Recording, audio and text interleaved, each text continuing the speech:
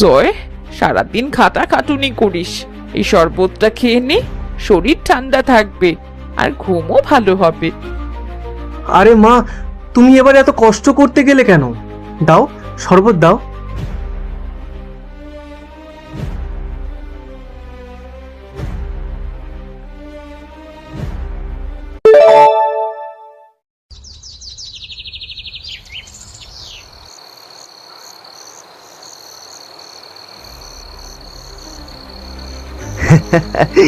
জয়দের এই লাউ গাছ তো লাউ গাছ নয়, যেন স্বর্গের দান। এই গাছের মতো লাউ আর কোথাও হয় না।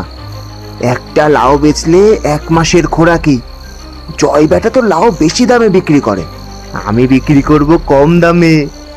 আজ রাতে সব চুরি করে নেব।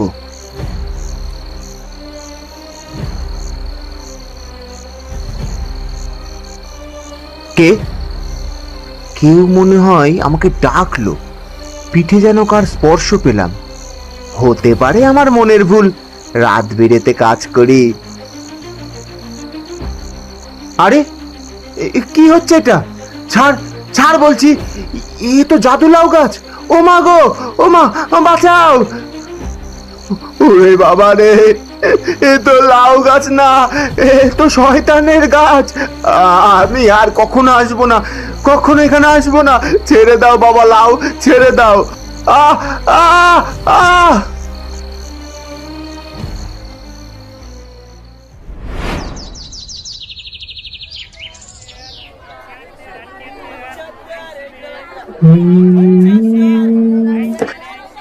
কটা লাউ কেটে এনেছি, দেখি আজ কেমন দাম পাই। আরে এই জয়, এই এদিকে আয় দেখি একবার। এই দেখি, এই তোর লাউগুলো দেখি। হ্যাঁ, বেশ ভালোই তো মনে হচ্ছে।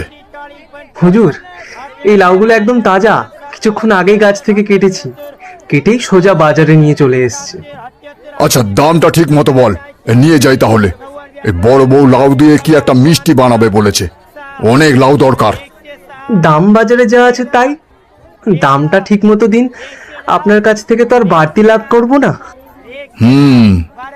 কিন্তু বাজারে তো দাম আর 4টে লাউ 50 টাকা। দিয়ে দে, তুই আর কথা বাড়াস না। কি বলছেন মোড়ল হুজুর, 4টা লাউয়ের দাম কমপক্ষে 200 টাকা হওয়া উচিত। আমার মায়ের কোমরটা ব্যথা, ওষুধ কিনতে হবে। আমি সৎভাবে ব্যবসা করি, দয়া করে। যা যা, নেবো না তোর লাউ।